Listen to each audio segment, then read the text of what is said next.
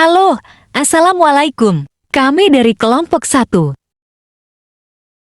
Di video ini, kami melakukan praktik micro-teaching di SMA Negeri 2 Tanjung Pinang dengan menggunakan kurikulum Merdeka. Di sini kami mengajar di kelas 10 dengan materi peluang.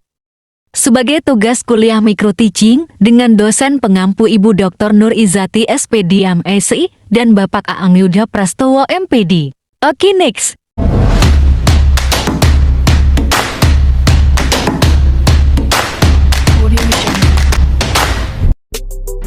Rizky Amri sebagai guru model, Tasya Ambarini sebagai asisten guru, Sinta Pratiwi sebagai camera woman. Kegiatan pendahuluan. Assalamualaikum warahmatullahi wabarakatuh.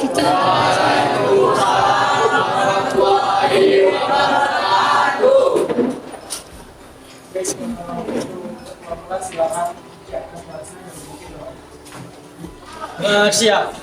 Berdoa mulai. Doa selesai. Beri salam.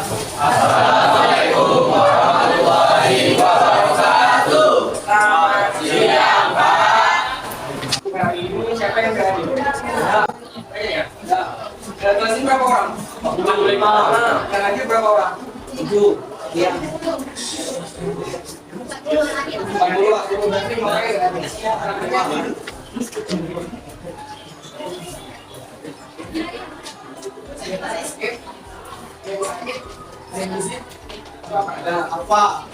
Ada keterangan ya? Oke, sekarang channel. Ini karena sebelum kita memulai kegiatan pembelajaran, alangkah baiknya kita melihat keadaan kelas kita dulu. Apakah sudah bersiap belum? Belum. Silakan kira sampah-sampahnya dan disimpan di kantongnya terlebih dahulu. Baiklah, kita akan memulai kegiatan pembelajaran kita. Nah, kita akan mempelajari mengenai konsep dasar peluang. Nah, adapun tujuan pembelajaran kita yaitu yang pertama D9 adalah peserta didik mampu menjelaskan pengertian percobaan, ruang sampel, titik sampel, dan kejadian. D10 peserta didik mampu menentukan ruang sampel, titik sampel, dan kejadian dari suatu percobaan. Terus yang ketiga ada D11 yaitu peserta didik mampu menjelaskan pengertian peluang suatu kejadian. Dan yang keempat ada D12 yaitu peserta didik mampu menentukan ruang suatu kejadian dan frekuensi harapan dari kejadian tersebut. Oke, selanjutnya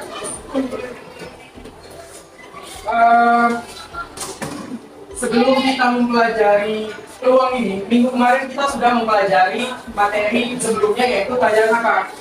Statistika. Nah, di statistika kita belajar apa aja? Ada apa aja? Tabel distribusi frekuensi. Terus apa lagi? Ada ukuran pemusatan, terus ada penempatan, sama ada penyebaran data. Oke.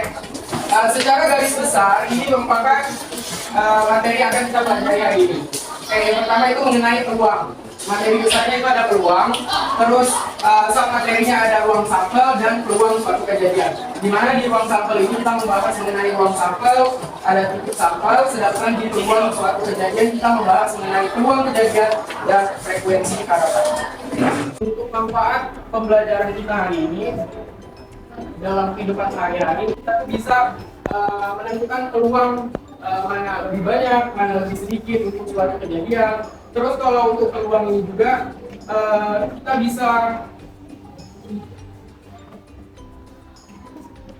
bisa menghitung berapa peluang yang kita dapatkan untuk sebuah kejadian. Oke, next. Kegiatan inti. Oke, ini merupakan sebuah video. Coba kalian perhatikan dulu ya.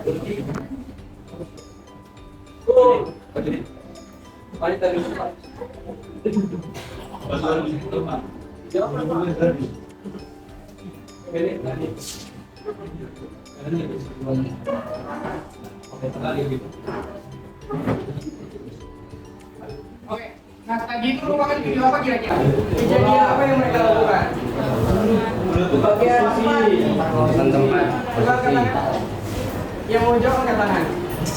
Diskusi. Ya. Ada apa lagi? Terus bagian Budi. Terus apa lagi? Merebut bola. Merebut bola. Oke.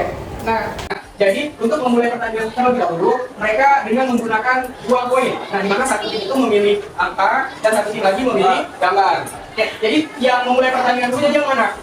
Koin. Koin. Gambar atau koin? Tergantung siapa yang nampak. Tergantung yang nampak. Jadi kalau yang nampak koin otomatis koin duluan, kalau yang nampak gambar otomatis gambar duluan. Jadi permasalahan tadi, kawan-kawan dapat nggak menentukan gitu peluang munculnya sisi angka pada koin. Misal kelompok visual 2 dengan visual 1 akan memulai pertandingan. Oke, coba masuk ke kelompoknya.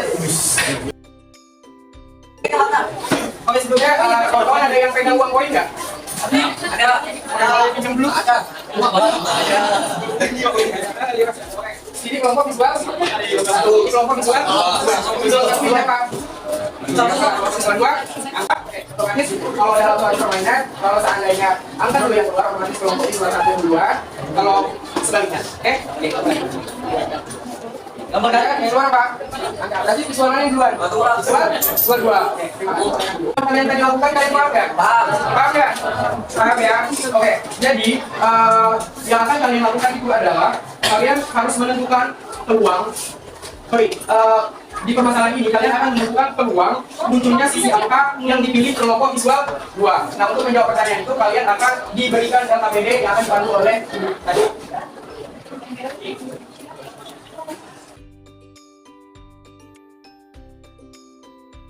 Petunjuk kerja yang pertama, siapkan alat dan bahan berupa alat tulis. Sudah ada semuanya?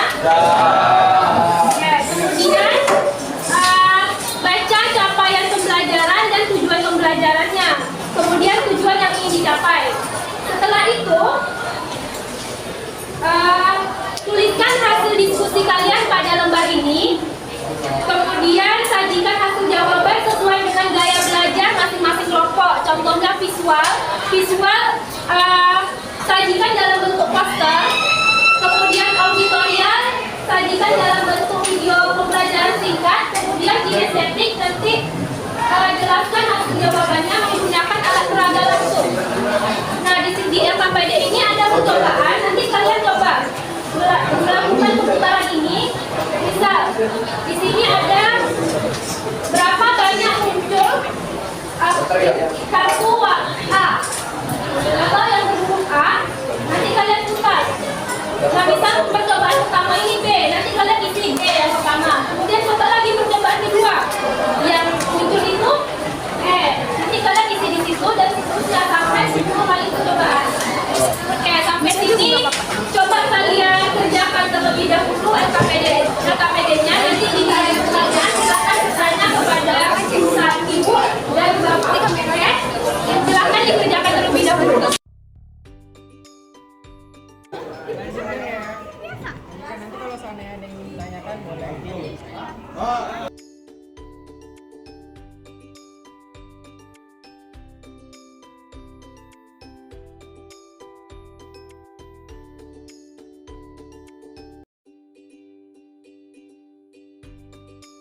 Untuk semua kelompok apakah sudah siap? Oke, untuk pertama presentasi kita mulai dengan kelompok kinestetik. Kepada kelompok kinestetik disilakan. Waalaikumsalam warahmatullahi wabarakatuh.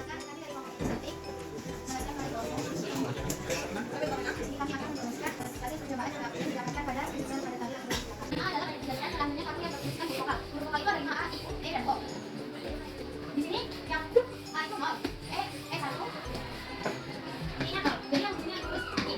Di E sama dengan 1. Jadi di sini A-nya E. Ini yang paling ujungnya N adalah total percobaan. Total percobaan di sini ada 10. Dan S adalah banyaknya semua hasil yang dipilih. Menentukan peluang perjanjian. Menentukan peluang perjanjian sama dengan NA per NS. NA-nya di sini ada 1. NS-nya 10. Jadi hasilnya harusnya 10. Yang B menentukan frekuensi harapan. Caranya adalah N dikali PA. N di sini ada 10. PA-nya 1 per 10. Jadi di sini 10 per 10 sama dengan 1. Sekian dari presentasi dari kami. Assalamualaikum warahmatullahi wabarakatuh. Kawan-kawan yang belakang dengar dulu. Tadi sudah disampaikan hasil dari percobaan dengan gaya belajar kinestetik. Nah, mereka menggunakan apa tadi namanya yang benar-benar itu? Spinning duel. Nah, setelah dicari ditanya mengenai peluang terambilnya huruf vokal. Huruf vokal ada apa aja? A, I, E, O, U, E, O. Oke, kalau di sini antara A, I, U, E, O ada apa aja? A, E, I, sama I. Nah, dari tiga ini yang ada cuma bagian E. Otomatis NA-nya sama dengan E, artinya NA-nya 1, terus total perkaliannya 10 kali. Maka NS-nya itu atau banyaknya semua hasil yang itu adalah 10. Terus baru kita menentukan peluang kejadian itu sama dengan 1/10, dan yang B menentukan frekuensi harapan, di mana menentukannya itu dengan N dikali sama PA berarti sama dengan 10/10 sama dengan 1. Oke, jawaban dari kelompok kinestetik sudah benar. Oke, kasih tepuk tangan dulu. Untuk selanjutnya kasih dari kelompok kedua. Oke, pada kelompok visual 2 disilakan. Assalamualaikum warahmatullahi wabarakatuh. Waalaikumsalam warahmatullahi wabarakatuh. Kami di sini menjelaskan hasil dari diskusi kami untuk mencari frekuensi harapan. Dari saya sendiri Andre, lalu ada Desa Sindamani, ada Nabil dan Sina. Jadi di sini ada terdapat lagi melakukan percobaan dari dua gadu secara bersama-sama sebanyak 108 kali. Tentu kata peluang kejadian beserta frekuensi harapan tentunya mata dari 56. Anggota A kita harus mencari dengan menggunakan angka yang menghasilkan 6 karena mata dari 26 seperti 1 ditambah 5 sama dengan 1 tambah 5 sama dengan 6. 2,4, 4,2, 5,1, dan 3,3. Total jumlahnya adalah 5. Untuk mencari yang banyak anggota S dengan karena dadu mempunyai 2 sisi, jadi 6/2.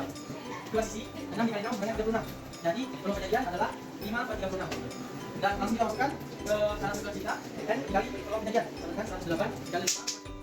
Jadi 108 bisa dibagi dengan 36, hasilnya 3. Jadi 3 dikali 5 adalah 1. Jadi peluang kejadian mungkin adalah 56, 5/36, dan frekuensi harapannya adalah 15 kali. Sekian dari kami. Assalamualaikum warahmatullahi wabarakatuh. Nah, di sini kan udah dijawab sama kelompok. Ada sudah benar. Cuma pas sisinya tadi. Nah, di sini kan dia bilang bahwa sisi pada dadu itu ada 2. Betul nggak? Sisi pada dadu ada 2. Jadi ada berapa? Ada 6. Nah, karena kenapa dikuadratkan? Karena dadunya ada 2. Jadi 6 dikuadratkan sama dengan 36. Selebihnya semuanya sudah benar. Kasih aplaus dulu untuk kelompok perwakilan ketiga, yaitu ada kelompok auditori. Nah, diwakilkan oleh auditori yang auditori 1 ya. Oke, kepada kelompok auditori disilakan. Assalamualaikum warahmatullahi wabarakatuh. Waalaikumsalam warahmatullahi wabarakatuh. Pertama-tama perkenalkan kami dari kelompok auditori 1 ingin mempresentasikan apa yang kami pelajari dari auditori ini. Saya akan memperkenalkan anggota tim saya. Yang pertama ialah saya sendiri, yaitu Faisal, kedua adalah Zikan, ketiga Raja Tias, dan keempat Rafa. Tanpa memperpanjang lagi, mari kita simak videonya.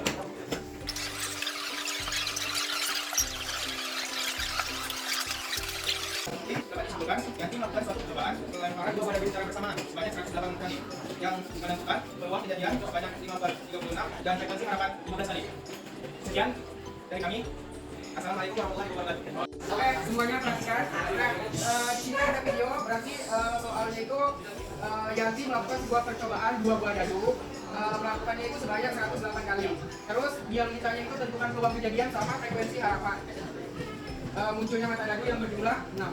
Nah, di sini yang pertama itu menentukan peluang kejadian. Terus ya, dua lagi. Nah, jadi dapat menentukan peluang kejadian hasil akhirnya itu 5/36. Nah, itu sudah benar. Terus yang B ada frekuensi harapan, peluang munculnya mata dadu 6 ya. Ya kan? Itu sama dengan N dikali PA yang sudah kita tentukan tadi, frekuensi harapan. Nah, 108 itu adalah N-nya dikali dengan frekuensi peluang kejadian 5/36. Itu sama dengan 15 kali. Sudah benar juga. Kasih aplaus dulu untuk kelompok ini.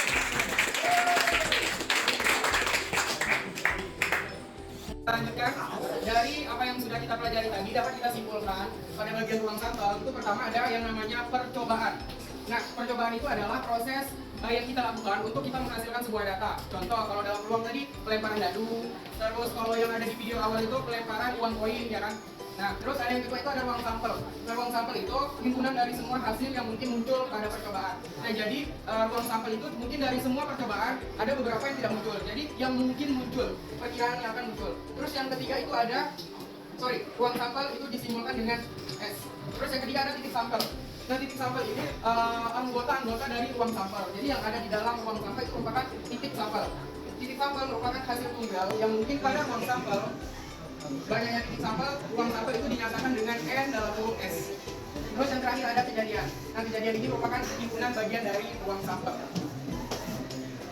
Nah, berikutnya itu ada namanya peluang suatu kejadian. Nah, peluang kejadian itu merupakan bagian dari ruang sampel S. Nah, di mana sebuah kejadian itu dapat terjadi membuat titik sampel pada ruang sampel S. Nah, maka peluang kejadian A dalam ruang sampel S itu dinyatakan dengan PA atau peluang kejadian A. Terus peluang kejadian A dapat ditulis dengan PA. Nah, ini adalah rumus mencari peluang kejadian A dengan NA per NS. Di mana PA itu adalah peluang kejadian A, terus NS itu adalah banyaknya anggota S, terus yang terakhir NA itu adalah banyaknya anggota A. Nah, ini juga yang perlu kalian ketahui. Biasanya besar peluang suatu kejadian itu berkisar antara 0 sampai 1. Terus peluang suatu kejadian 0 itu jika terjadi kemustahilan. Jadi peluang suatu kejadian bisa dikatakan 0 itu mustahil akan terjadi. Terus peluang suatu kejadian 1 jika terjadi kepastian. Nah, jadi kita sudah pasti suatu peluang itu terjadi, maka poinnya 1. Oke. Nah, terus yang terakhir ada yang namanya frekuensi harapan. Nah, frekuensi harapan yang sudah kita bahas tadi seperti ini. Banyaknya kejadian A yang diharapkan dalam beberapa percobaan. Nah, frekuensi harapan rumusnya seperti ini. FHA itu artinya frekuensi harapan A, N itu adalah banyak kali percobaan, terus dan PA itu adalah peluang kejadian A. Oke, untuk selanjutnya kita melaksanakan ice breaking. Nah, di mana ice breakingnya itu berebut permen seperti kemarin. Nah, jadi satu tim itu ada berapa orang ya? Ada 5 orang. Nah, setiap 5 orang dikasih 2 permen. Nanti siapa yang mendapatkan permen tersebut itulah pemenangnya. Oke? Bisa semuanya? Oke, silakan membentuk satu tim 5 orang. Oke, semuanya siap. Nah, nanti kalau saya bilang pegang kepala, pegang pundak, pegang lutut, kaki, sama bilang kiss, baru akan permennya. Siap? Oke. Bisa kita mulai? Oke, kepala.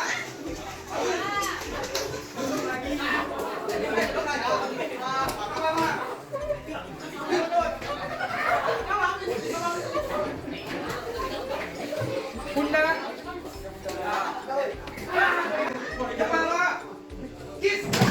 Untuk selanjutnya kita quiz menggunakan quiz ini sebagai handphone. Oke, jadi untuk kawan-kawan harapkan memegang handphone masing-masing. Terus untuk quiz ini juga kita ambil 3 pemenang terbaik. 3 terbaik hanya mendapatkan hadiah. Oke? 3, 2, 1. Anak-anak yang jawab.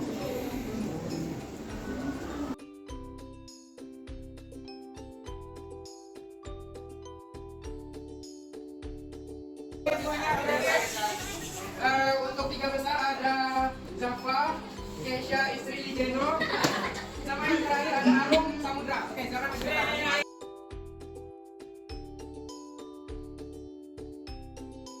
Terakhir yaitu ada yang namanya refleksi. Nah, di sini kita menilai selama kegiatan pembelajaran kita berlangsung. Ini saya bacakan ya pertanyaannya. Jika kamu diminta untuk memberikan bintang dari 1 sampai 5, berapa bintang yang kamu berikan pada usaha yang telah kamu lakukan pada pembelajaran hari ini? Oke, berarti jawabannya rata-rata di. Oke, yang kedua, jika kamu diminta memberikan bintang 1 sampai 5, berapa bintang yang akan kamu berikan pada pengalaman belajar yang dilakukan pada hari ini? Bintang 1 sampai 5 ya, oke, saya tanya kembali 1 sampai 5 berapa? Oke, 1 orang yang akan menjawab angkat tangan, siapa? Oke, 1 orang nih, siapa yang mau jawab yang mudah? 1 orang, oke, siapa? Siapa namanya? Sidi. Juga matematika itu mudah bukan? Iya. Oke, kasih tepuk tangan ke Sidi. Kita belajar, udah selesai kita latihan, udah selesai kita refleksi selanjutnya.